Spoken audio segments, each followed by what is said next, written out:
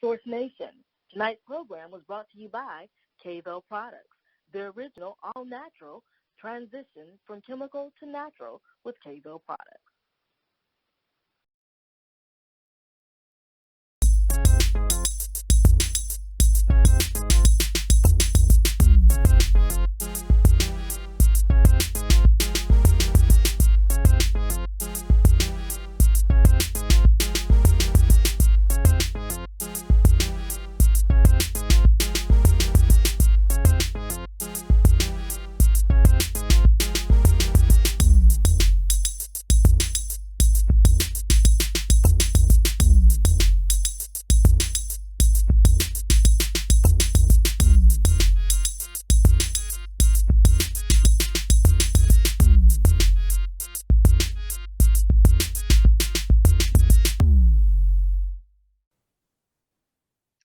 Good evening, everybody, and welcome to SRN Live Television. I am Steve Manderson, host of Sports Tuesday. Hope everybody had a great day today. Hope everybody had a great week last week and a great weekend.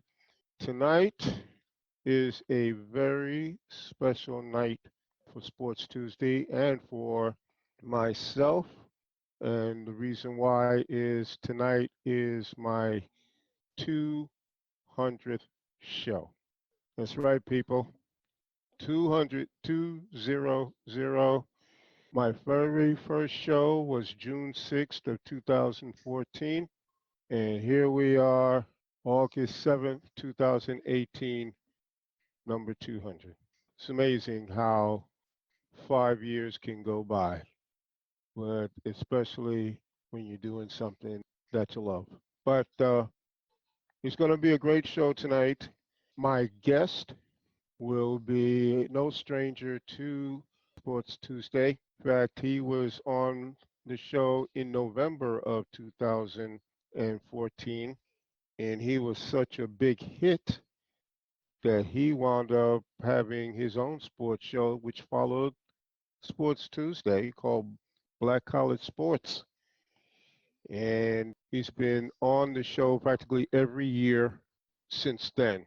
He's a sports historian, and he's the founder of the Black College Sports and Education Foundation. I'm talking about the one and only Edd Hayes will be my guest. So I'm very excited to have him on board to help celebrate my 200th show.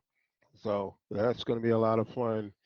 And in the 8 to 9 hour, I'm just going to reminisce. Feel free to call in to talk and have Ed hang out with me during that time as well. So other than that, that's it. It's Sports Tuesday. And well, I'll save all that for later. Let me just get to some sports talk.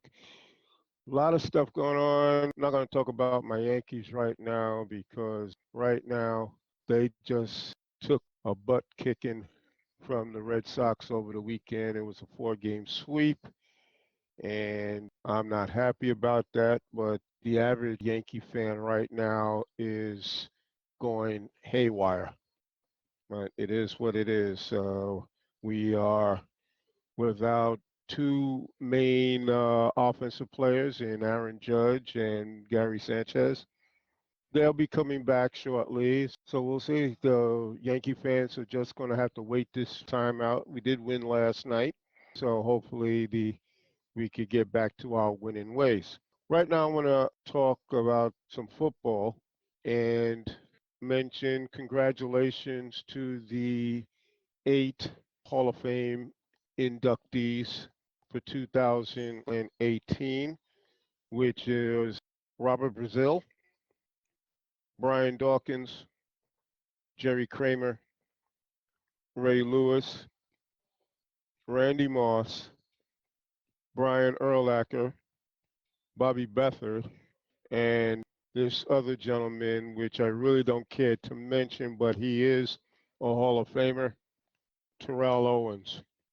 I'll get to him a little later on. But I want to talk about these 8 gentlemen. I'm actually going to start the GM Bobby Beathard.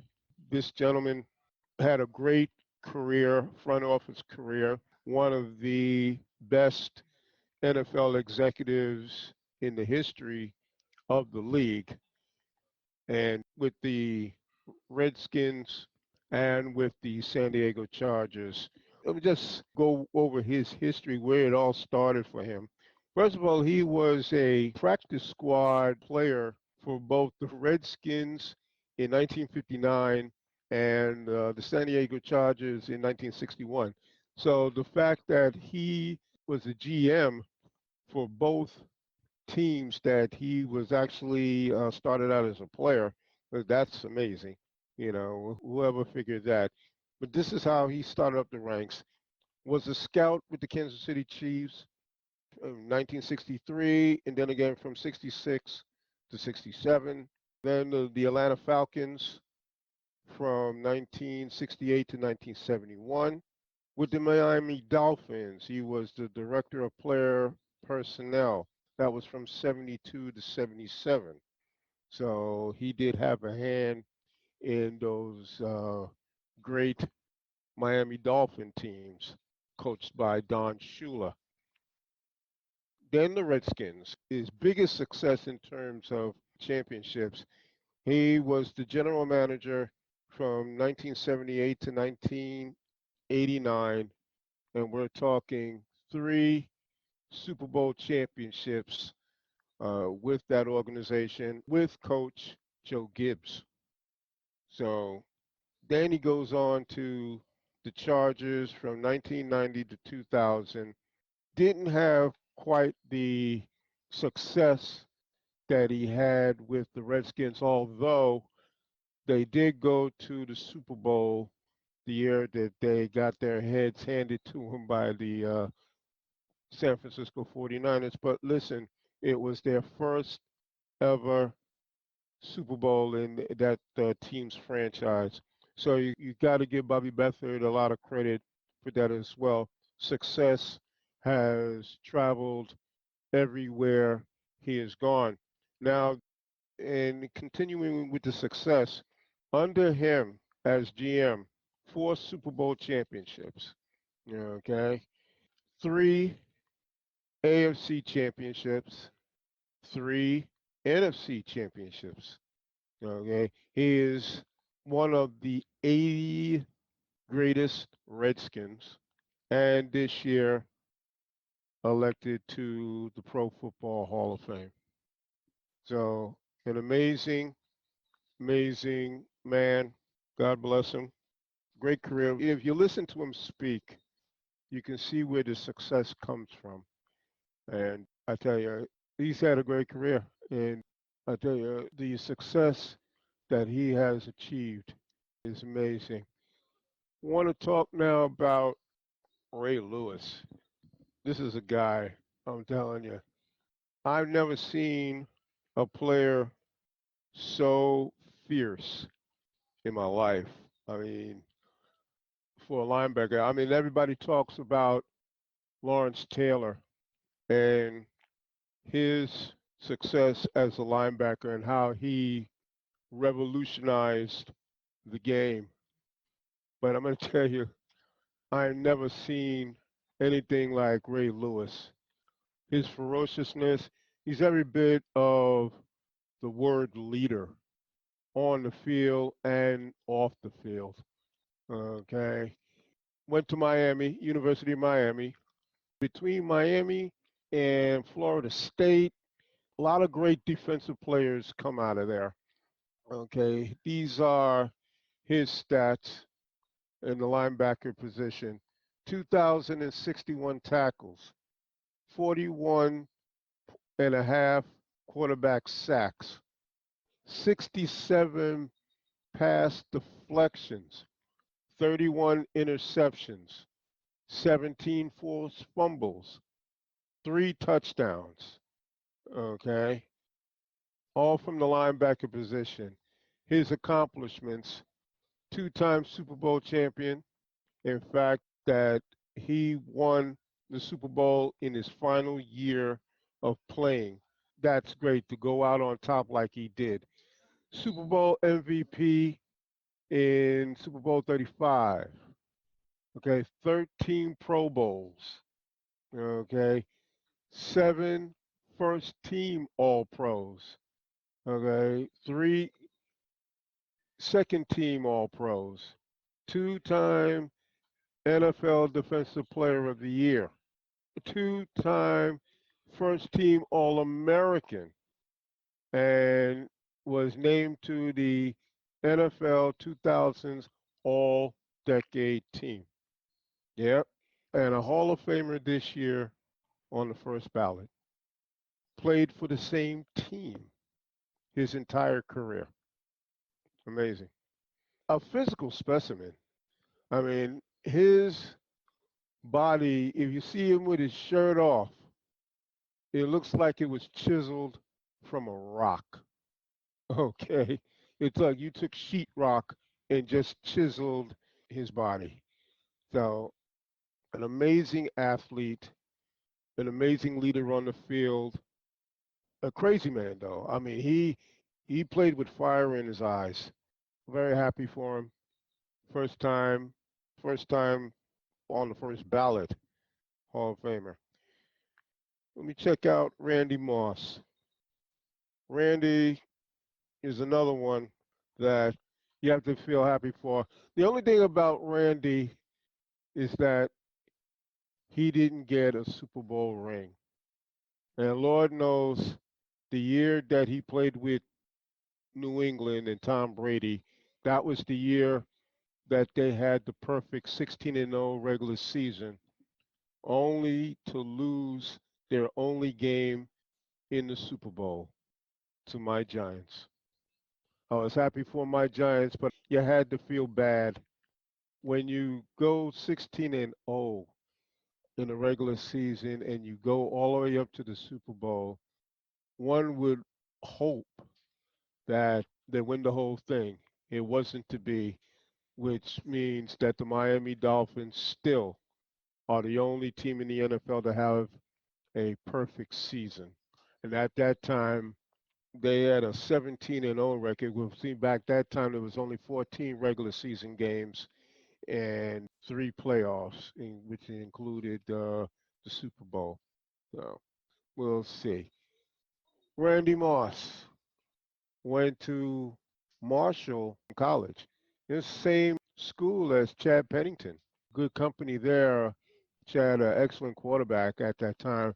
Didn't have much arm speed though, but it is what it is. Randy Moss, 6-time Pro Bowler. All right. First team All Pro 4 times. NFL Offensive Rookie of the Year in 1998.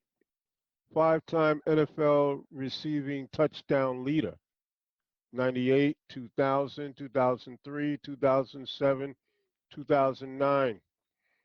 Okay. Voted by the Vikings into their Ring of Honor. Okay.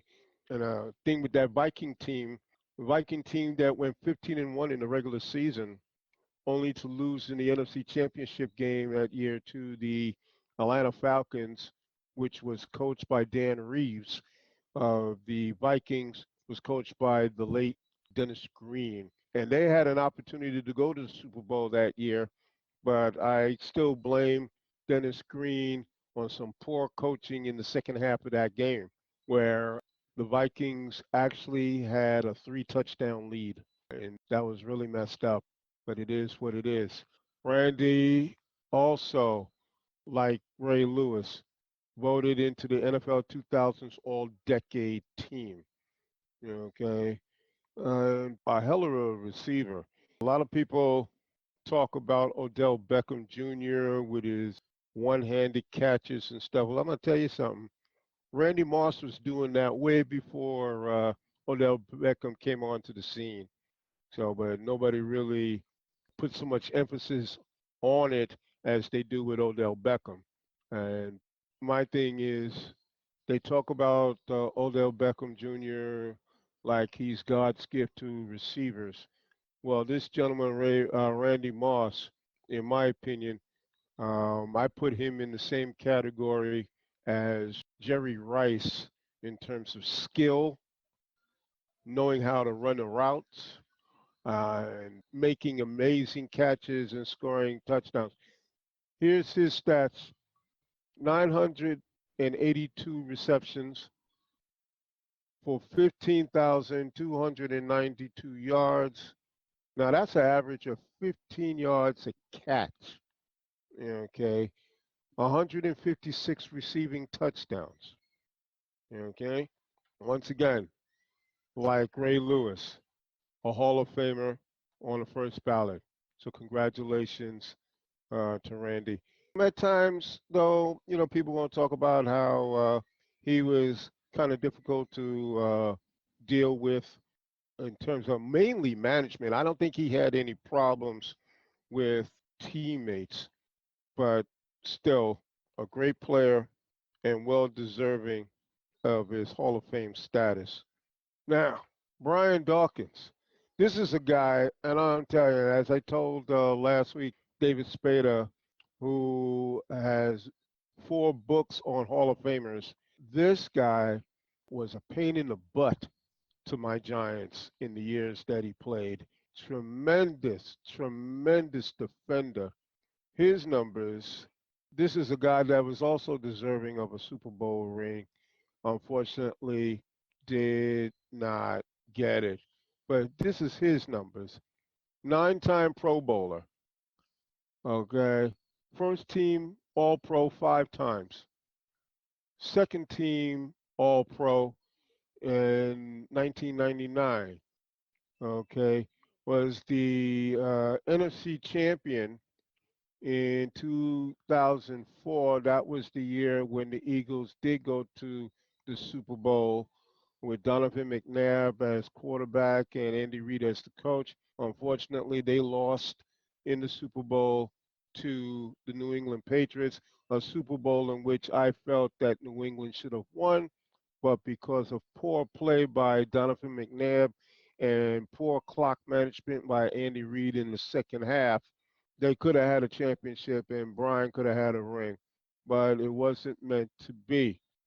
He also voted NFL 2000's All Decade Team.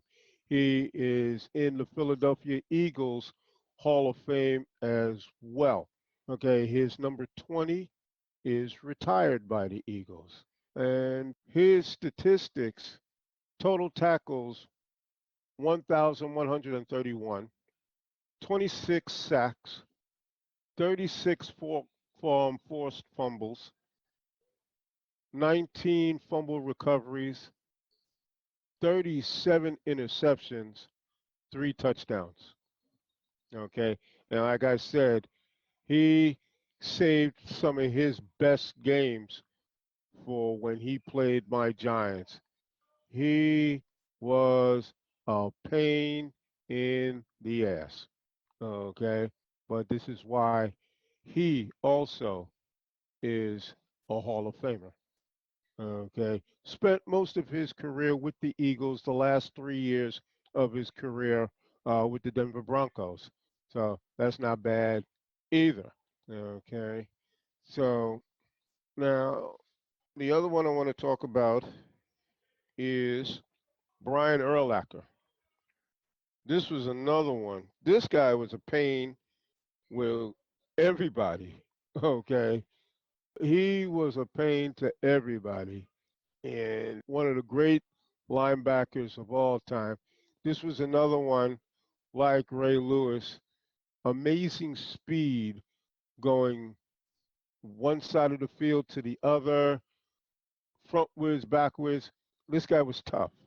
And played with the Bears his entire career from 2000 and 2012. 8-time Pro Bowler, first team All Pro 4 times, second team All Pro in 2010, was the NFL Defensive Player of the Year in 2005, the NFL Defensive Rookie of the Year in 2000. He was also the NFL 2000's All Decade Team. Okay. He also did play in a Super Bowl for Lovie Smith when the Bears played the Indianapolis Colts. They lost that Super Bowl. but he did play in the Super Bowl. Unfortunately, did not get that ring. Here is his statistics: 1,353 tackles, 41 and a half quarterback sacks, 22 interceptions, 2 touchdowns. That's a lot of interceptions, especially for a linebacker.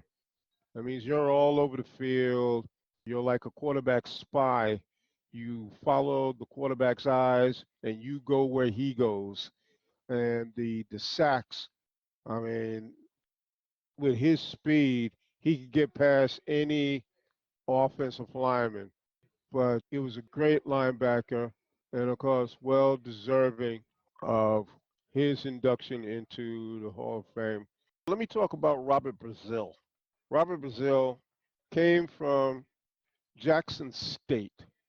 And when I talk to Edd Hayes, we're going to talk about him and the success of black colleges that produces a lot of NFL Hall of Famers. Tremendous player. Spent his entire career with the Houston Oilers from 1975 to 1984. 7-time Pro Bowler, first team All Pro 5 times, second team All Pro in 1981, NFL Defensive Rookie of the Year in 1975, and was the NFL 1970s. He made the All Decade team. 1,281 tackles, 48 sacks, 13 interceptions for his position. This guy was fierce with the Oilers and came from Jackson State, same college as Walter Payton and Jackie Slater. So you had to see him play to really appreciate what he was about, but well deserving of his Hall of Fame induction. Now, Jerry Kramer. Jerry Kramer should have been a Hall of Famer a couple of decades ago, even 30 years ago, I'll be honest with you. I can't understand what has taken so long, but he finally got in, and I remember him from the first 2 Super Bowls ever. He played in Super Bowls 1 and 2. Super Bowl 1 against the Kansas City Chiefs, Super Bowl 2 against the Oakland Raiders. This guy should have been a Hall of Famer a long, long time ago. 11-year career with the Green Bay Packers. God bless him. 82 years old. Had to be one of the oldest players to be inducted, but he should have been in a long time ago. Played at Idaho College, was the 39th pick in the 1958 draft, 2-time Super Bowl champion, as I said, Super Bowls 1 and 2. He was also 5-time NFL champion. Now, this is when it was the old AFL and NFL. It wasn't the merger that it was later on.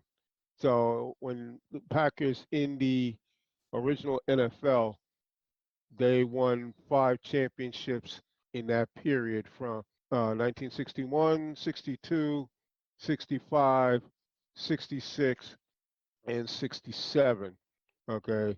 He was a 3-time Pro Bowler, first team All Pro 5 times, second team All Pro 2 times, voted as the All Decade team in the 1960s, and he's also in the Green Bay Packers Hall of Fame. Now they didn't hesitate to put him in. He's been in there. He's been in their Hall of Fame for a long time. Okay, see they got it right. You know the NFL waits too long, and I don't get it. He should have been a Hall of Famer a long time ago. But as they all say, better late than never. Okay, that's what it is. Better late than never. But it should have been a whole lot sooner. Played in 130 games. He actually kicked some field goals, which I didn't realize. I'm looking at this now, and I'm like, I don't know if this is a type error or something, but He made 29 of 54 field goals. I guess back in the day when he played in the 50s and 60s, you had a dual role. But that's amazing. That's amazing there. But I guess they weren't really keeping the other records, defensive records back then. But on defense, he was great. So I congratulate him. As I said, it still took too long. It took way too long for him to be there. Now, I'm saving this idiot for last. And I call him an idiot because Terrell Owens, in being inducted into the Hall of Fame, refused to attend the induction ceremony. What a moron. Okay. Instead, what he did, he went to his alma mater, Tennessee Chattanooga, to accept his Hall of Fame there with the school. I mean, I never liked the guy to begin with, okay? I never liked him to begin with, but, you know, he was a great athlete, a great receiver. It's crazy. Didn't want to do this.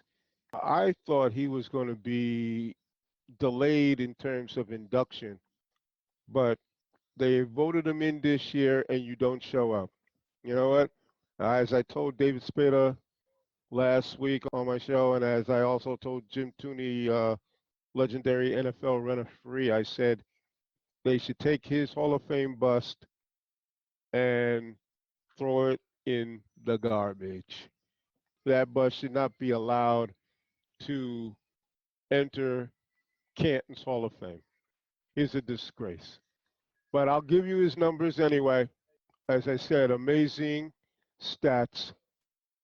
Okay, he played for several teams. So played for the 49ers, Eagles, Cowboys, Bills, Bengals, six-time Pro Bowler, first team All-Pro 5 times, three-time NFL receiving touchdowns leader in 2001, 2002, and 2006, and voted NFL 2000's All-Decade second team, not even first team.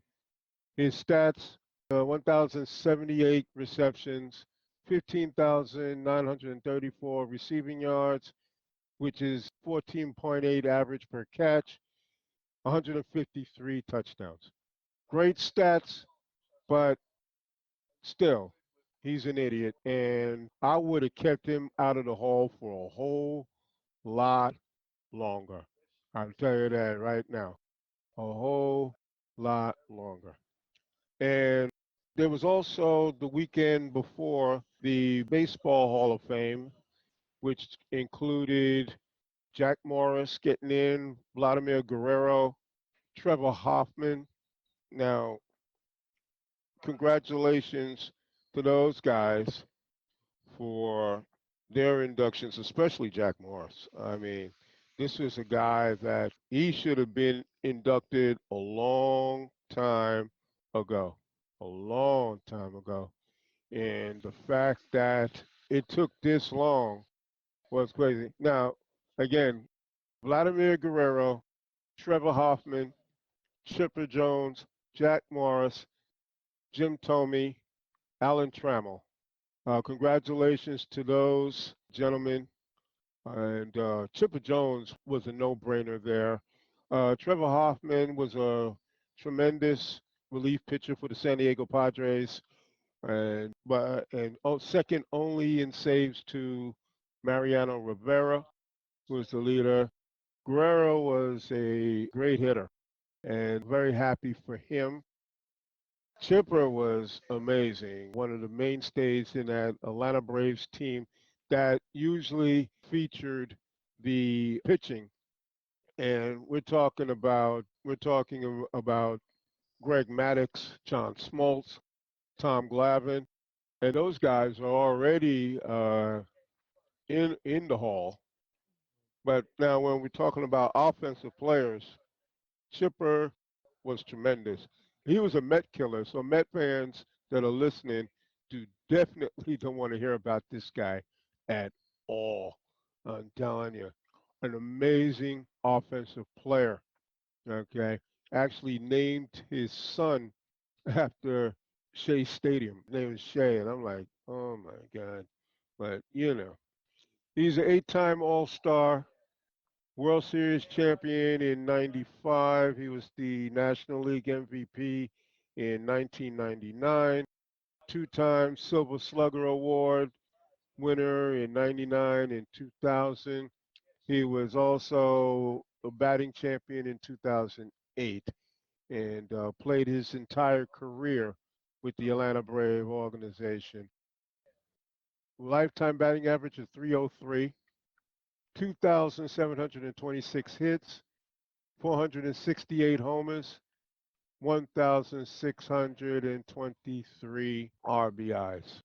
Congratulations to Chipper. I'm going to just bring up Jack Morris's numbers, and you can tell me if he didn't deserve to be a Hall of Famer much, much sooner, because I found that to be ridiculous. And if you saw this guy pitch, okay, this guy was totally amazing, and always a clutch pitcher in some of the biggest games, World Series, playoffs, when you needed to win. His one-loss record, 254 and 186. Okay, back then, a lot of times the pitchers that went into the Hall of Fame, you had to win 300 games.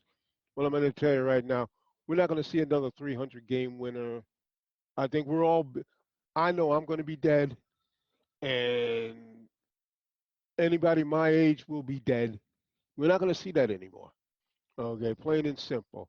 As I said, 254 and 186. Okay, earned run average of 3.90. See, that's another thing that bothers me with the Hall of Fame committee.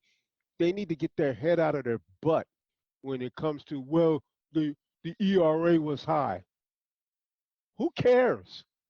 Okay? Who cares? We can't all be Bob Gibson. We can't all be Bob Gibson. All right, plain and simple. I mean, this nonsense has got to stop. Okay? 2,478 strikeouts. Okay? Played with four teams. His biggest success with Detroit Tigers from 77 to 90. Won a championship there with the Tigers. Uh, Minnesota Twins in 91. Won a championship there that one year.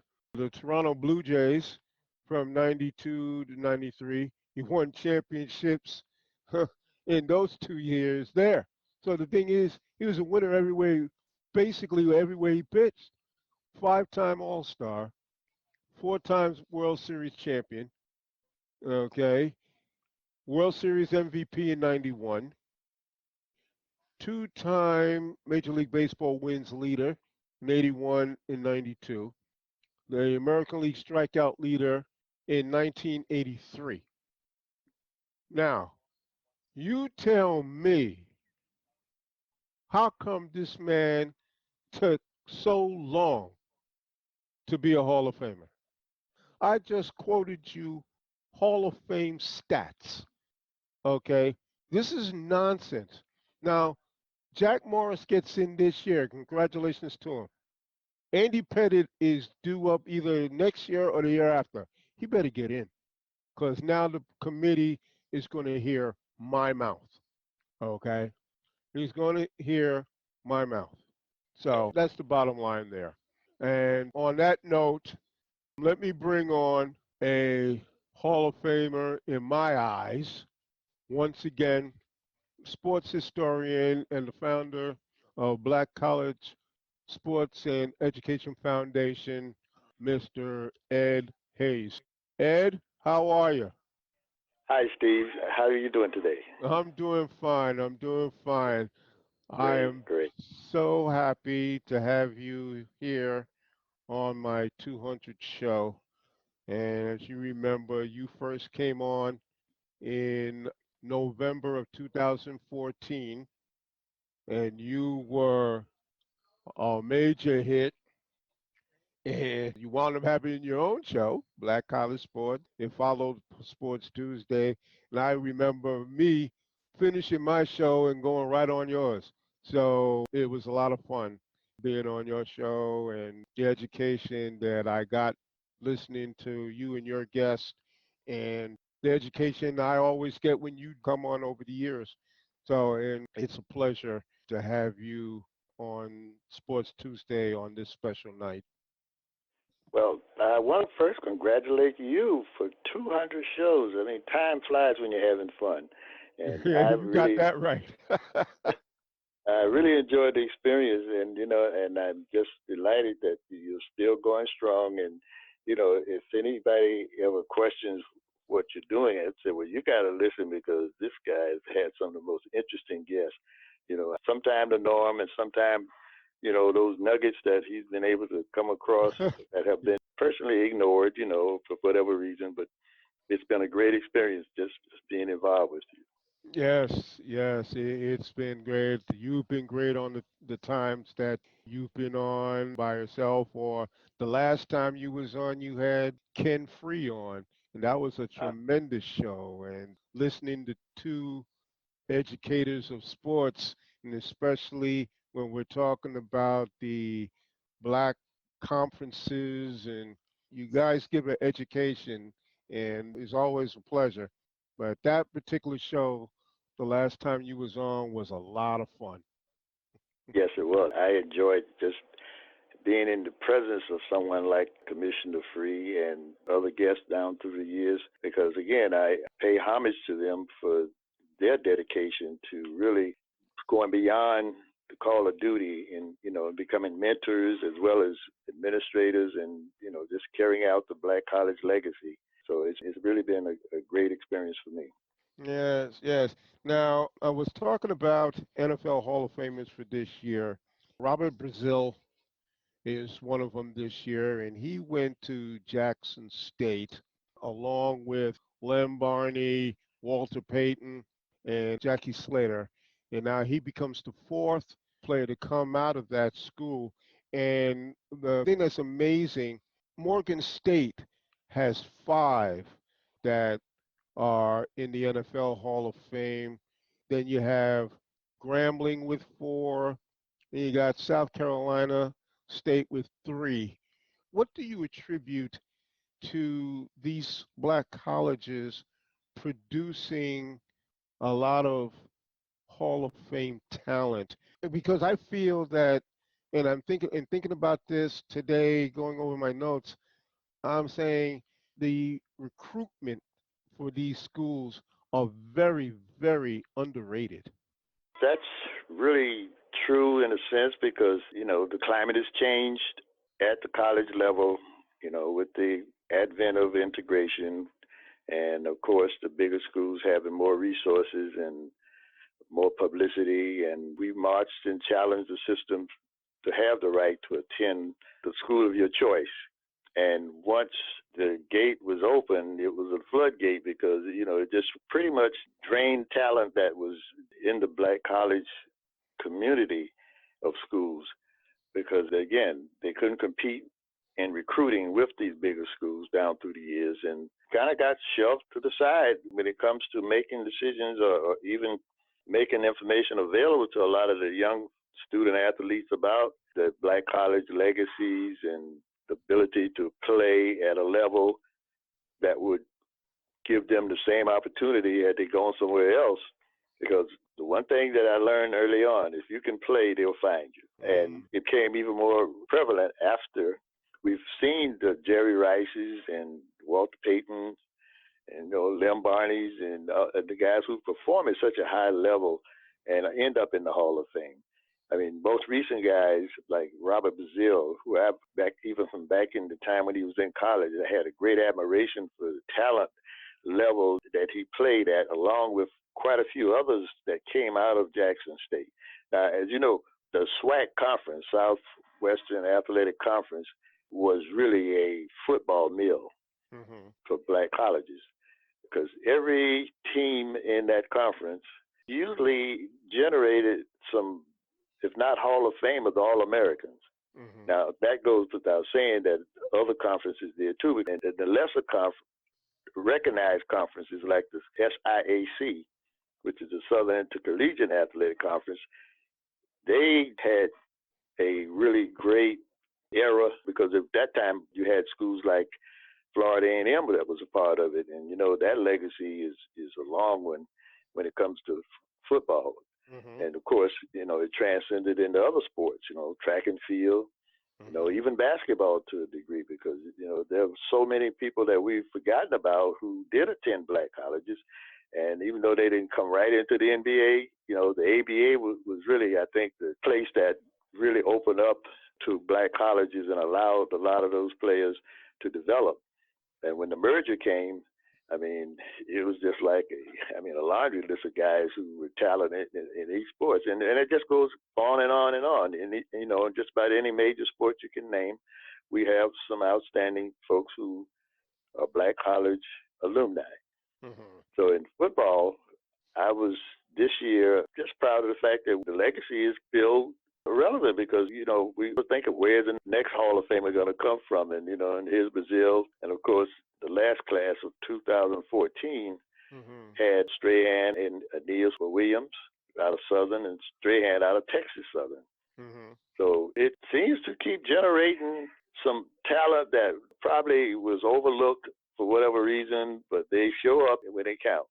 Well, I tell you, in the case of Robert Brazil, he goes back to the 70s and the early 80s where NFL scouts, I didn't think back then was even looking in the direction of finding talent in any of those black colleges. Well, you might remember, and it's a story that I love to tell, when I discovered what was going on, because I grew up in that era, but, you know, we didn't have the mass communication like we do now with, you know, Facebook and all the social media. So word of mouth didn't travel as fast. But Jackson State in 1977, I think it was, they had 11 players that were drafted off that one team. And the wide receiver, Harold Jackson, those guys, that was an impressive lineup. And that was just from Jackson State. Because Grambling has always had the tradition. And they kind of broke the mold when it came to getting national recognition, publicity, when Carly Nicholson, who was, I call him the dean of Black College Sports Information Directors, he elevated that school, that little tiny school, into a national figure with his efforts. And they kind of opened it up for the scouts now to recognize, okay, there's talent somewhere down there. So they would never really send scouts. They probably had local people that would refer them. But then once, you know, it became known that there's talent down there, they began to show up on these draft boards. But it was a slow process at most. I mean, you would get cherry-picked one or two here or there, but there have been times when, you know, you look at the total list of Pro Football Hall of Famers from the HBCUs, we're up to 30 out of, 318 or 320, whatever it is. Right. But that in itself is significant because, again, these schools were relegated to a lesser degree in terms of their classifications, like 1AA. Before that, they were Division II. And they were never in the same class with Miami, Florida, and Florida State and all the rest of them. However, they hang their hat on the fact that Florida A&M in 1977-78 defeated Miami of Florida when the famous coach, I can't remember his name, he was bringing that program back around. So, you know, all of these little incidents, I call them, help to kind of promote the black college athletic programs to the point where they now do give them some kind of rankings, and they do scout them a little more, you know, because Tariq Cohen was a good example. Last year, you know, he came out of A&T, and he was one of the top running backs in FCS. So it just gives you a sense of pride that knowing that, yeah, we still can produce these kind of level of players and competitors. And the ones that don't make the Hall of Fame, Steve, these are the ones that folks kind of overlook. But when you look at the rosters, and I glean these every year when they're drafting and when they finally get down to their final rosters, there are a lot of free agents that pop up from these schools who go on to become starters. And they really make an impact on their teams. That is amazing. And, when you look at it, it's like, wow, 30 of the present day Hall of Famers now, which includes Robert Brazile, came out of black colleges. And that's amazing in itself. And yet at the same time, these colleges are still not getting the recognition that they deserve. But the product speaks for itself. That is the thing. Absolutely. And again, I hate to keep beating a dead horse because this is part of the conversation out here now about the relevancy of HBCUs, which is, I think, really, it's a slap in the face, especially coming from people of color. I've had some real strenuous arguments about the values of their children attending, even considering attending going to an HBCU. And I know the case histories, and I could tell you, take the whole show up, tell you about some of those cases where kids went off to some of the big time programs and they couldn't make the adjustment because they were just there pretty much to perform. And when either they couldn't make that adjustment or something else would go wrong, they would end up back at home or trying to figure it out by going to another school. And a great example, and I just give you this one. A couple of years ago, there was a young man who was National Player of the Year out of Oscar Smith High School in Chesapeake, Virginia. Quarterback, big, strong. He had all the tools. He got a scholarship to Alabama. He got down there. He was fourth on the depth chart. Right. And he never made it past 4. Wow. I don't even know if he ever got to start a game. He might have played in 1 or 2, but it was a disillusion for the kid because he was a really talented young man and deserved a chance to show his talent. And he only got 4 years to play, but he would have to just stand on the sidelines for 3 years to just get a chance at playing. So what I'm saying is a lot of these schools, they would stockpile these young folks, and that's the nature of the beast these days, the Kentuckys and all these other schools, they can bring these young folks in, and a lot of them are one and done. So I just question the value of not having choices or not making better choices, because the same student athlete would probably be able to go to another, if it's not even a HBCU, another school, and have an opportunity to perform and perhaps walk away with a degree. They don't emphasize that as much as in our days, because we went to school to get a degree, first of all. You played sports, but you went to get education. That's right. So now you have this young man who's one of the top prospects coming out of school, and he's considering Florida A&M as one of his options, which caused a big furor in the press because they were saying, why would you want to go to Florida A&M when you got Alabama talent?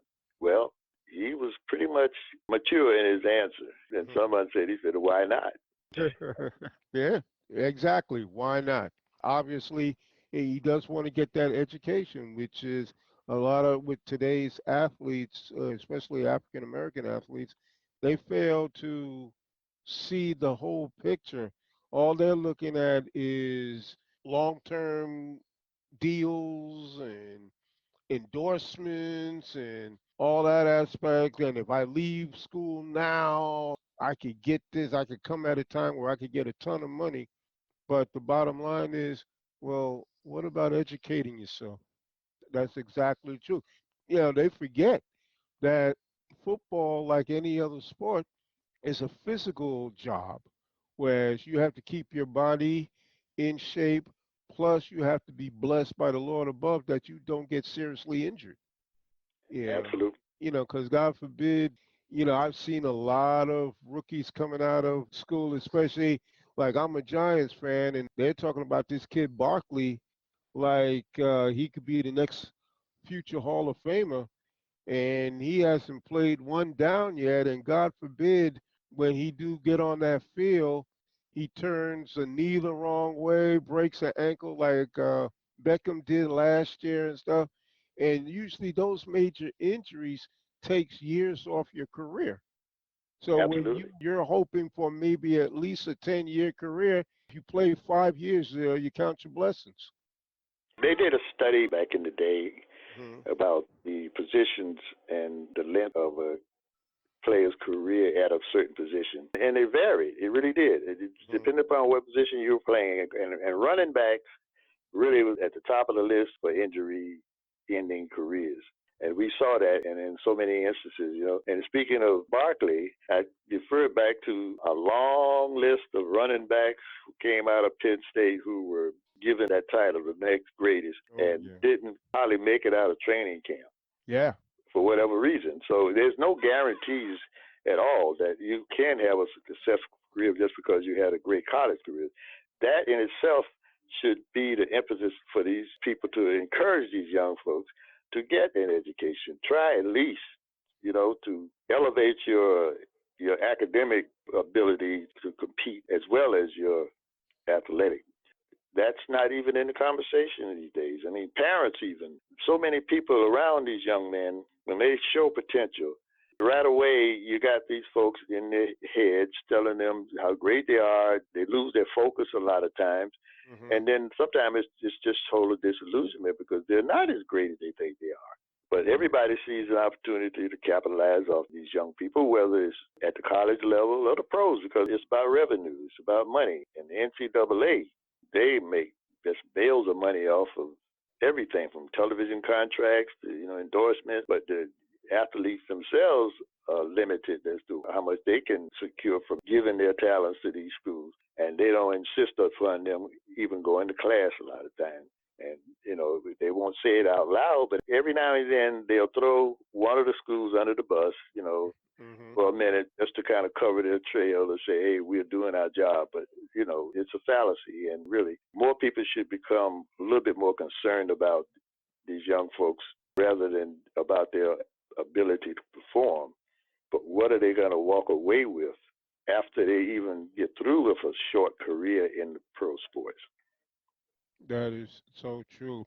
Before we talk about your foundation, I want to talk about this year's inductees into the Black College Football Hall of Fame. Some pretty notable names coming out of the NFL. You mentioned Harold Carmichael. He's in it this year. Raymond Chester, Thomas Hollywood Henderson, Greg Lloyd, Everson Walls, Leo Lewis, and Coach Bill Hayes. Yeah, Uh, yeah. Very interesting group. Harold Carmichael, as I said, I still feel that he should be a Hall of Famer, NFL Hall of Famer. He was a great receiver for a guy his He really height. was. He Yeah. was what, 6'8", I think, right? Yeah, he was Okay. during his time. He's one of the tallest receivers in the game, and he was so talented because he had great hands, and he just had the whole package. And Philly had good teams during that time, but again, he got lost in the conversation because there were other guys, I guess, who would get more publicity. But he really was a great, great performer. Yes, and I remember also Raymond Chester. Ray Chester was one hell of a tight end, Yes, and he was. it's amazing how he didn't get much consideration going into the hall as well. But he had great hands, and he was very hard to bring down. Yes, and he came out of a program that once I got into researching and developing the archives, there were a lot of names that jumped out of the page because you had the running back Emerson Boozy. He played with the Jets, and the year they won the Super Bowl. On that team that Raymond Chester played in, they were loaded. They really had a lot of All-Americans on that team Yeah. that went on to the NFL and performed very well. Yeah, Mhm. really, really great guys. Again, there's that next level that there's so many that you could pick from that should be in the Hall of Fame. And there's a guy that has nothing to do with Black College, but I often wonder why Art Monk. Here's a guy, I scratch my head because I'm saying I see people going in the Hall of Fame ahead of him, and it really makes no sense because he had no negative connotations surrounding him. That's true. I'm just like you. If you don't mention, like tonight, you're mentioning in his name, nobody's mentioning his name, period. And he was one of the great receivers back in the 70s. And it's amazing with his stats. His stats is just as good as anybody else's. Absolutely, I agree. I agree. And I got to know a little bit about the voting system among the sports writers by being, out there during that time doing the publication Black College Sports Reports, and I, travel around and you get a feel for who these people are. And of course, there's some prejudice involved. Hmm. That's always the case, and there's favorites, so they're going to vote that way, and then you never know. I mean, it's one of those crapshoots because the guys who didn't get into the Hall of Fame early after they retired end up being voted in on a senior list, which we wonder why that happened. But it's about choices. There's a lot of choices you really consider every year. Hmm. But again, like you said, these guys' qualifications stand on their own. They should not have been bypassed that many times. And you're Yes. bringing new guys in who just made the list. Yeah. Yeah. Like, for instance, in this year's class, Randy Moss, Yeah, first time Hall of Famer on the first ballot. absolutely. Yes. Okay. Art Monk's numbers as is just as good as Randy Moss's. And Hmm. like I said, if Randy gets in, he should get in too. Yeah. Now, Yep. Greg Lloyd. Now I remember this guy. This guy was a tough linebacker, and it's a shame that I think he tore his Achilles, Uh and it huh. was never the same player again. He was on that Steelers team that went to the Super Bowl and lost to the Cowboys that particular year. And had he not get hurt in the early stages of his career, because I think he only played no more than, I think, 4 years, he could have been a great linebacker, probably would have been able to be on those Steeler teams that still is quarterbacked by Ben Roethlisberger. This guy was amazing talent, and I really felt bad when he went down with that injury. He was never the same player again, but a tremendous, tremendous player. Yeah. And this is another case for our argument about securing your future. Hmm. Because some of these young men didn't really take advantage of the education process that was offered to them. And again, some of the blame is theirs because, again, you're there and it's up to you to decide whether that matters to you. Right. So we have to look at both sides of that coin and wonder where does he fit in there because he went to Fort Valley State. They had tremendous talent down there. Right. Well, Division II team. They really did. I was during that time reporting on them on a weekly basis. My report would list statistics and game highlights, and Lloyd's name was all over the place. Albany State had tremendous D2 teams because they went to the playoffs pretty much every year. They had a pretty good coach down there, and of course, Fort Valley had great coaching. So these people, they really didn't get the recognition that they should have for producing these kind of players. Like again, Lloyd was one of my all-time favorites because what you saw in Pittsburgh, that was him in college, a man among boys. Hmm. That is true. Now, Thomas Hollywood Henderson. Yeah, When I saw him here amongst the Hall of Famers, I'm like, wow, this yeah, guy really wasted his career. yeah, And yeah. the drugs, the cocaine just simply overtook him. And I'll never forget that day where Dallas was in D.C. to play the Redskins. And back then, that was always a fierce, fierce rivalry. Not like really what it is now, but Hmm. back then in the 70s, it was brutal. Yes. And Tom Landry was coaching the Cowboys, and they were getting their butt kicked, plain and simple. Hmm. Washington, it was one of those games where Dallas didn't have it, the Redskins did, and Dallas was losing by as many as 5, 6 touchdowns. And the camera guys are on the sideline, and they were on Dallas's sideline, and they caught Henderson hamming it up in front of the cameras, laughing and joking. Your team Mm-hmm. is getting embarrassed here on national TV. Well, Tom Landry saw this and immediately after the game suspended him. And I think after that, he got kicked off the team. Mm-hmm. And it was later discovered that he had a serious cocaine problem. Mm-hmm. Yeah. And he was done in the NFL after that. I mean, they had interviewed him in some shows and stuff, and he's going to, try to throw other people under the bus saying, well, they caught me with cocaine, but if you did an investigation, more than half the league is doing cocaine. And I'm saying to myself, they talking about you right now, man. Absolutely. They talking about you. Okay, they caught you acting like a jerk on the sidelines when your team is getting their butt kicked. You should have been focused like everybody else, and Mm-hmm. he was probably high. Well, And it's a shame what he could have been if the drugs did not overtake him. absolutely. Well, it's a maturity level.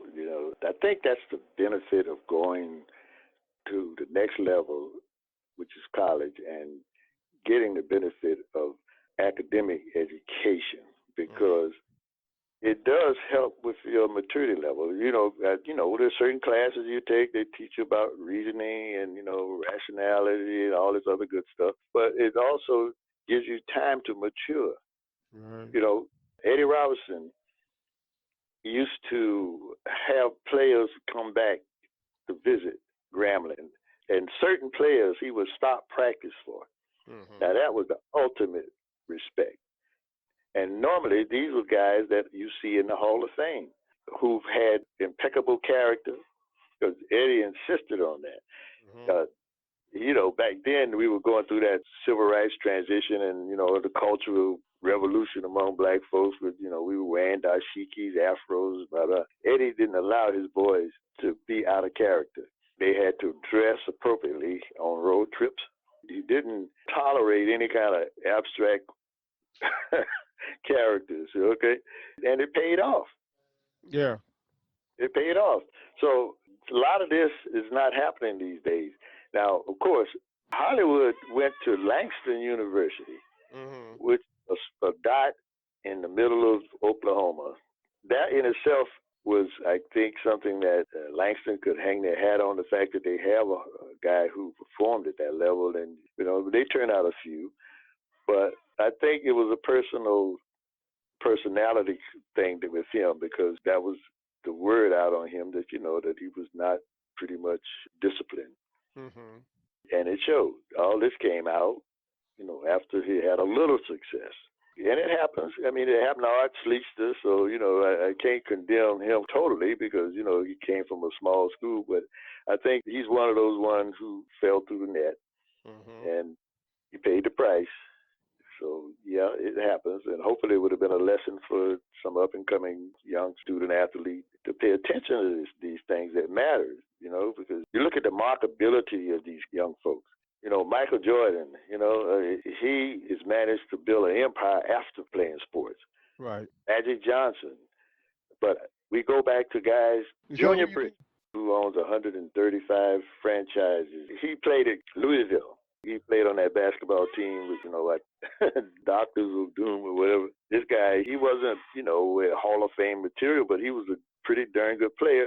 But he rolled that into a career after the game, whereas Hmm. he became this magnet, man. I mean, he owns 156 franchises now. Even going back to Day and Jethro Pugh, who Mm. came out of Arthur C. Smith, went down in Dallas, and he owns a chain of McDonald's. He got in on the ground floor of that. So these are the kind of things I think that really solidifies who you are as a person because you take what you were given and you build on that. I really admire those kind of guys because again they're under the radar when it comes Hmm. to national publicity and everything. But I mean, there are a list of those too, because opposed to the ones who get all the publicity for drama and everything else, they should have went to drama class. Oh God, that is true. Now, Coach Bill Hayes, Winston-Salem State, and later North Carolina A&T. Tell us what you know, if anything, if you know what you know about Coach Hayes. Billy Hayes was on the radar for me when I started in 1984 doing the publications. And Winston-Salem State at that time was one of the top football programs in the CIAA. Mm-hmm. And everywhere he's gone to work, he has been a winner. So he has a pedigree. Mm-hmm. And again, you put him in the class with John Merritt from Tennessee State. Of course, we know Coach Robertson is at the top of that, but there's been a long list. Joe Taylor, Mm-hmm. guys like that. He's in that bracket. He's just been a winner everywhere he's gone. And now he's an athletic director. I believe if he's still working there, but Mm-hmm. he built up an impressive resume during the 80s. I think it was what started at Winston-Salem. Mm-hmm. And he turned out some pretty good players. He had a couple of running backs who made the league, and they performed pretty well for a few years. And but they had that talent. Then when he went, where did he go? A&T. Mm-hmm. He started what you now see at A&T, because they are one of the top programs, football programs now in the FCS.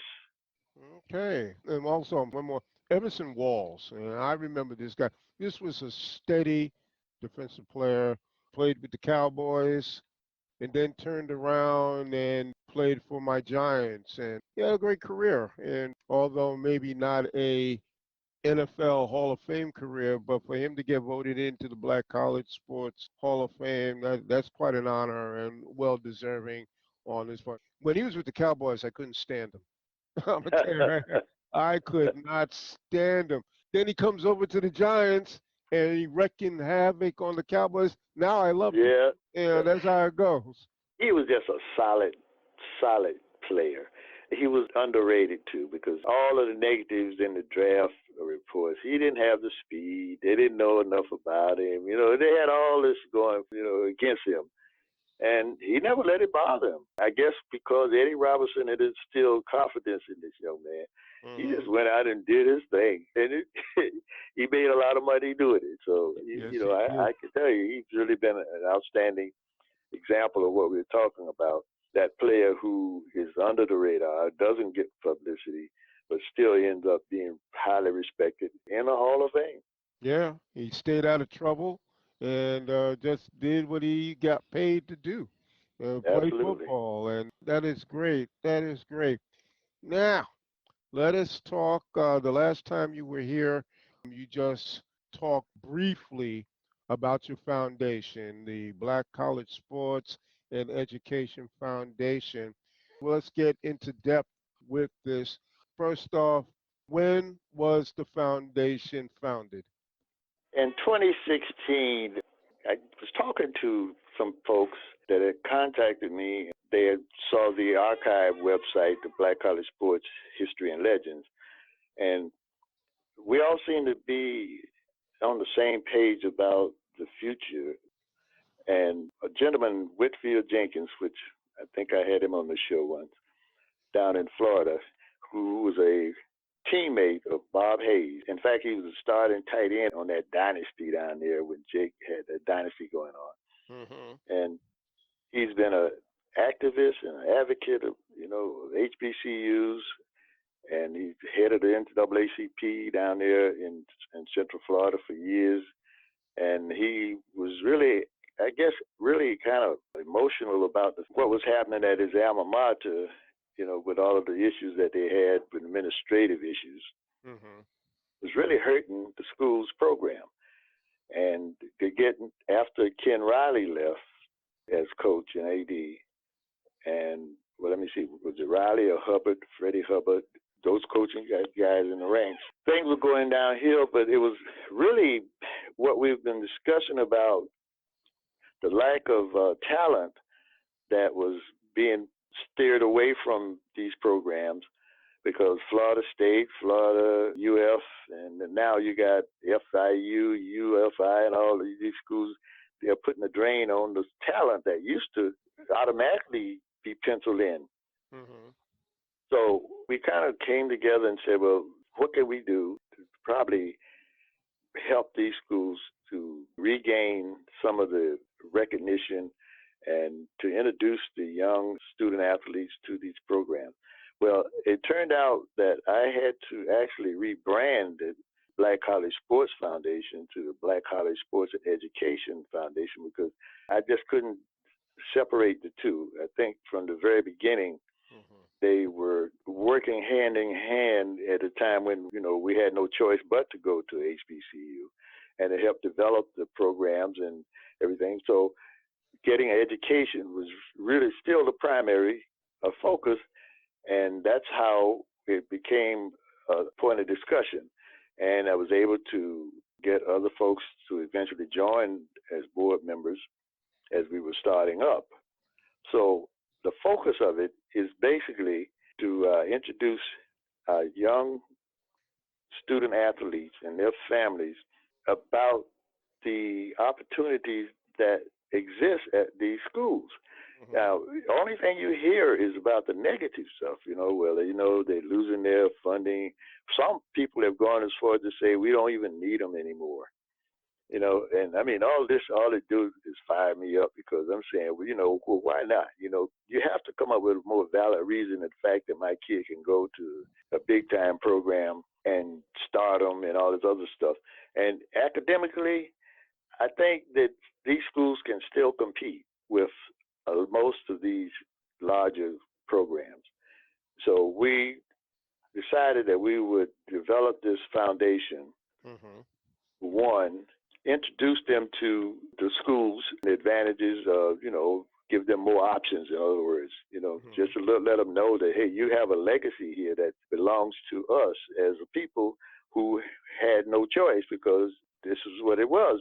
And look at the long list of outstanding folks who have matriculated out of these programs and gone on to become world leaders, icons in every field you can almost name. You have some people who got benefit and they'll start at a HBCU. Mm-hmm. So that's a point of emphasis. The next thing is that we developed a college preparatory assistance program. Mm-hmm.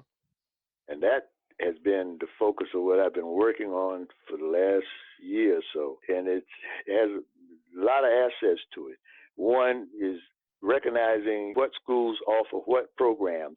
And right now, if you're familiar with the STEM program, that is one of the fastest growing programs in college these days, especially at this level.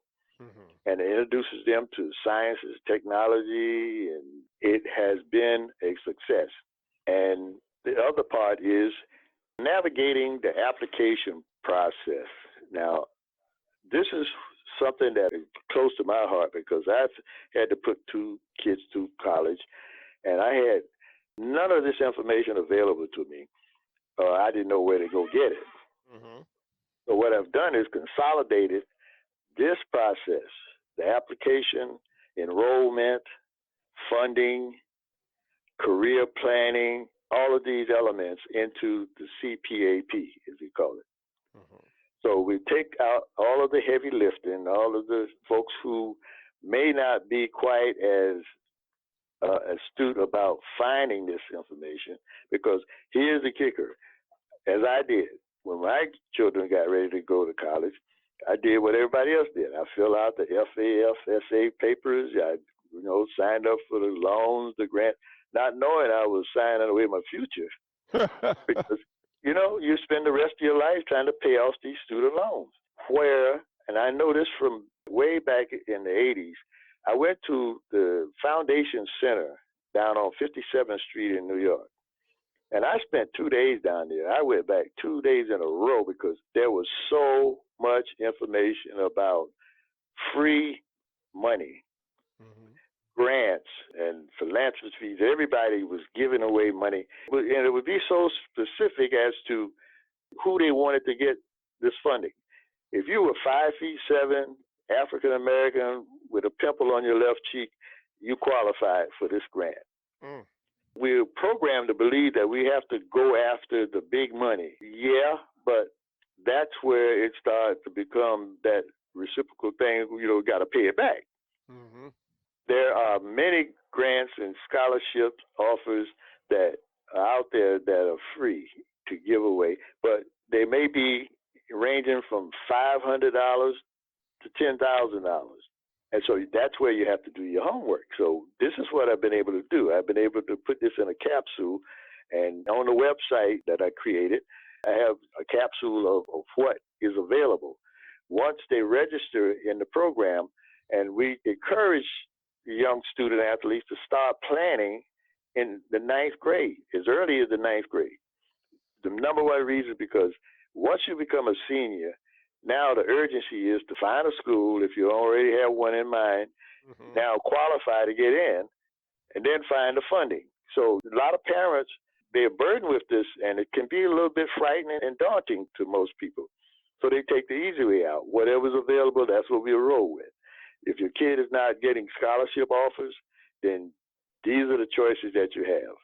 So it's really aimed at helping those young folks and families that are in that middle bracket, I guess we could say, who don't have the possibility of getting an athletic scholarship or academic scholarship. Because I found out there are a lot of corporations that are giving scholarships for a degree in a particular field. But this calls for a lot of homework. And I was able to attend a symposium. I was invited to be a panelist up at this symposium in Greensboro 2 weeks ago.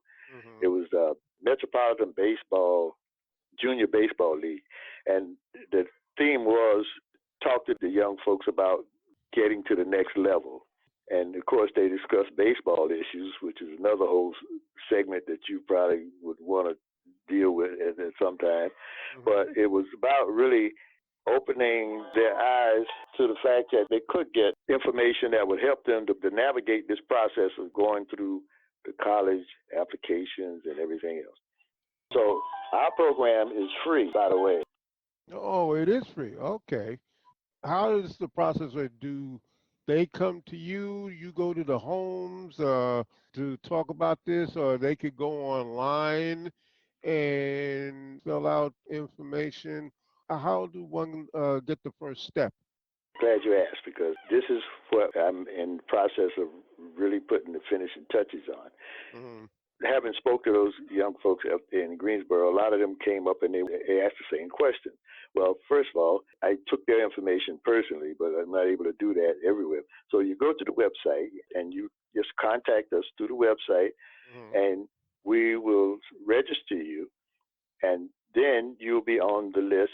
We interact with the students and their families as to, first of all, find out what their needs are, what are their aspirations, and you get that profile on them, and then we go to work, because we can send them information to help them as far as getting grades, the curriculums together for whatever particular field they want to pursue, because a lot of them don't even know. Now, guidance counselors are tasked with giving them this information, but my experience, and I know a lot of other parents I've spoken to, in any school that has a large contingent of students, and you only have a handful of maybe 3 or 4 counselors, they don't have a chance to reach all of these students. So a lot of them fall through the net. And this is where they can take advantage of this program just by registering it, because then they will have access to what we're developing, the podcast, the newsletter, and relevant information that they ask for. For instance, what kind of funding can I get?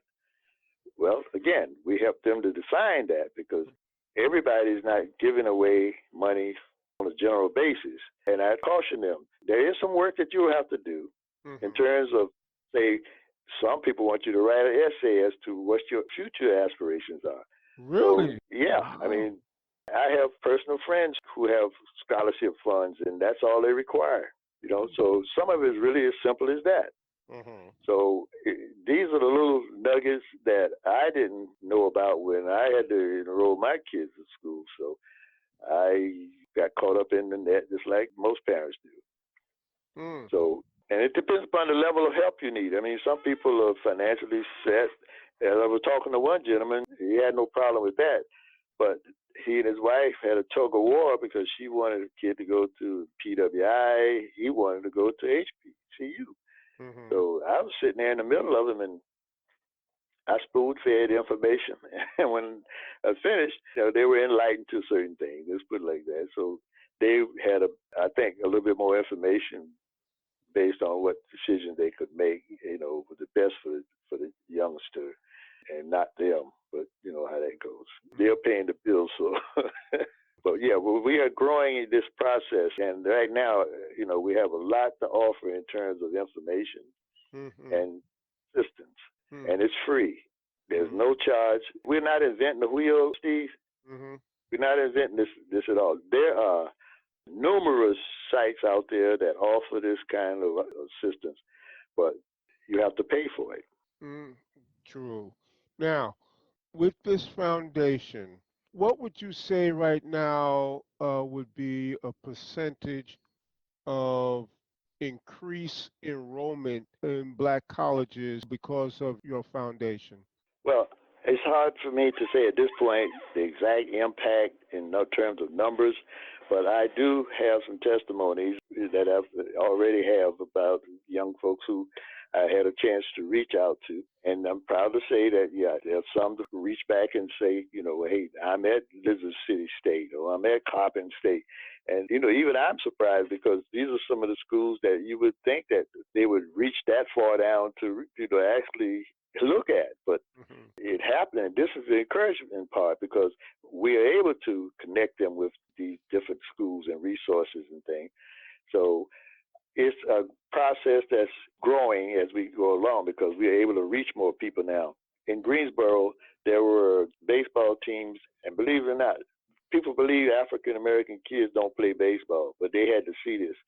There were at least between 12, 15 teams that were there from around the country, from Detroit, from Mm-hmm. Philly, from Connecticut, down in South Carolina, different states. They had teams there, and I was able to, speak with them and their parents. Mm-hmm. And I got a list of names here that these newsletters and this information I'm sharing with them, and I'm ramping it up because, like I say, I'd like to do, some short podcasts or be able to just share information as I come along because things are changing rapidly in terms of the economics and, with the politics that are being played, from government. There's no security anymore like it used to be. So you have to really look at alternative ways of financing an education. Mm. Now, here's a scenario. I don't have any kids, but I'm going to create a kid for you for this. What I want to ask, I say I have a son that is terrific. He's a great high school prospect in football. About to go to college. We're looking at different colleges. I come across your foundation. Now, my son has been approached. We've been approached by Division One schools like Alabama, Auburn, Florida State, UCLA, schools like that, Michigan, okay? Jim Harbaugh just came by my house to try to recruit my son. Now, we come across your foundation. What's your sales pitch to me, the father, as to why I should choose, let's say, Morgan State and work with you in funding and all like that for Morgan State instead of playing for Jim Harbaugh in Michigan? What sales pitch could you tell me to help me make my decision on which direction I should go? Why should I choose Morgan State? Well, you can't really equate the divisions, the FCS, with the bowl football, the Mm-hmm. top classification, because, again, it pretty much boils down to two things. Mm-hmm. Who's mentoring this young person? Mm-hmm. Are they giving them a kaleidoscope of information about the programs? If they're already being recruited by the top program, chances are Mm-hmm. they're being steered that way because, again, it's about resources. It's about all the other little things that sometimes pop up like pimples that these schools can offer that are Mm-hmm. legal, So Mm-hmm. it depends upon really the commitment of the parent and the student. No, but I want my kid to do 4 years of college. Yes, I'm looking at aspirations of possibly being drafted by a team in the NFL, but I want him to do his 4 years of college and graduate with a degree before he enters the NFL. Now, are my chances better going to Morgan State, or what are my chances of me doing 4 years at Michigan where the media is all up in my kid's face and I got all these scouts that are trying to encourage my son to leave school early? Well, again, that's a very valid question because it goes back to the kids' support group. And then that's another whole hour because I have 30 years of experience dealing with that. Uh-huh. Who's in this kid's head and what is it that he really wants to achieve? Like John Calipari, I have to give him credit for saying it. If they only want to come here for 1 year, I'll get them ready for the next level. So that is the only commitment that some of these people make, student athletes, the families, CLA, the fiasco out there. Right. So say, for instance, you yourself are a product of the HBCU. You probably have discussed your 4 years if Mm-hmm. you went through that process Mm-hmm. and what happened to you and impacted you by going to HBCU. And there's some elements that I don't care if you're going to the University of Gold that can't compare to that experience. And I have people on my board who will attest to that. Doctors who got their doctorate somewhere else, but they started out at a HBCU. They have fond memories of what happened. You had committed mentors, professors. People cared about you getting an education, especially back in the old days. So to me, that's a selling point. The other thing is you don't have to break down barriers. And there are some scenarios in blogs that I've wrote about, real life blogs about young men who went into the big time programs and became so disillusioned with because first of all, they had to make a social adjustment coming from an inner city going to Iowa or somewhere in the Corn Belt, and it didn't happen. Mm-hmm. Now, that's not to say all of them don't, because remember now, you're being courted from the minute that they find out that you got some talent in high school. Mm-hmm. So they're grading you, they're scratching you all everywhere, picking at you, and they know that you have the talent to play at Alabama or Mississippi or wherever. So they're going to offer you all the incentives to come there. What black colleges can't do is compete with that on the level of financing or the amenities, the better facilities, and all this kind of stuff. If that matters more to you than getting an education, nothing we're going to say is going to change that. But you have to go into that situation, and hopefully it works for you. So we can't reach all of those kids. But in this case, if you want your kid to attend HBCU, look at what we're trying to put together on that website. That's your first introduction to what HBCUs are about, because I can recall what a great atmosphere it was to learn in. I mean, aside from the classroom, demanding professors wouldn't just pass you just to be passing you. They really pushed you to excel. So that's a selling point. The other thing is that your social life, hey, you go to a black college football game, that's a social event. Yeah. A lot of people go and don't even watch the game. They go. Yeah. Yeah. But I'm saying there are some qualities there. And then you walk away from there with a degree that has substance to it, because a lot of folks don't know. You say, for instance, North Carolina A&T has one of the top engineering schools in the country. There are other schools, Prairie View, Florida A&M, pharmaceutical schools. They're ranked in the top. There are other schools, Howard Law and Spelman and, Morehouse. You go down the line, they all have excellent academic qualities. So you can't argue against that. I mean, you may not get chauffeured around in a limousine, but you will learn what it means to become a mature person because you deal with the same elements that everybody else is dealing with. And it's not all bad. I mean, everybody who went can tell you, we might not have had the best of everything, but we weren't. They fed you, they gave you everything you needed to succeed. Mhm. Let me read something from your website in regards to the foundation where it says make a difference. And when I read this, I was like, it's basically summed up in one paragraph. The foundation was born from a spirit of stewardship by those who wish to contribute to the future of HBCUs and keeping their heritage in the forefront of college history. In addition, Black college sports history and legends is dedicated to the preservation of the legacies of Black college athletes. I love that because we talked about a lot of the 30 of the NFL Hall of Famers that came from Black colleges and some of them all-time greats. And then we even went through a list of the Hall of Famers from Black colleges. That paragraph right there rings so true. Well, that is really what we really speak to is helping those young folks understand that they do have something to be proud of. And one of the few entities that are left in this country that we can claim as our own is historically Black colleges and universities.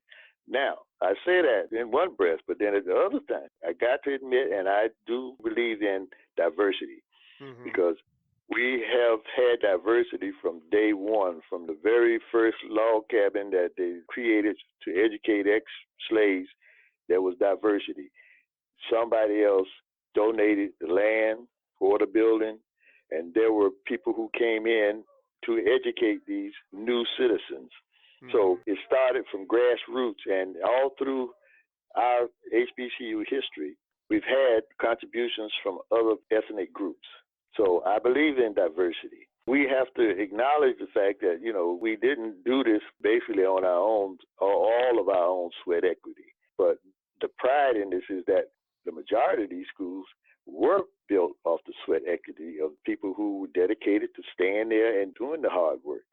I mean, they could have went somewhere else and probably made a better living. And example, Eddie Robinson, when he got to the top of his success, they were asking him to come and join us over here. And he became good friends with Bear Bryant. So he could have probably wrote a ticket to go somewhere else, but that wasn't in the cards for him. So I had so much admiration for all these people that I discovered down through the years who did that, who made that contribution. So, it goes deeper than that. And once you can get these young folks' attention, I think they buy into it, especially after this Ferguson dilemma and other things that have happened recently.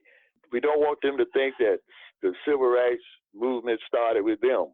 This has been a collective effort down through the years, and Black colleges have played a major role in the whole process. That is true. That is true. Now, what is the website and the contact information? Okay, the website URL address is www.bcsportsfoundation.com. I know that's a mouthful, but yeah, it's bcsportsfoundation.com. And once you get to the website, you can click on contact, or on the front page or home page, there is a contact form there. You can send us a message, and we will make initial contact with you, and we can start the process. We'll fill out a profile. We get permission from you because now we have this thing called GDPR that we have to adhere to. If we collecting information on people, it has to be done, under these guidelines legally. So once we develop the profile, we can take that and start to communicate with them about what they need, the aspirations, where they would like to look into going, what kind of curriculum they need to put together to qualify to get into certain schools because they all vary. So there's a lot of things that we will be able to plug in, and then we can start to develop the entire profile for them to start. And that includes starting as early as possible.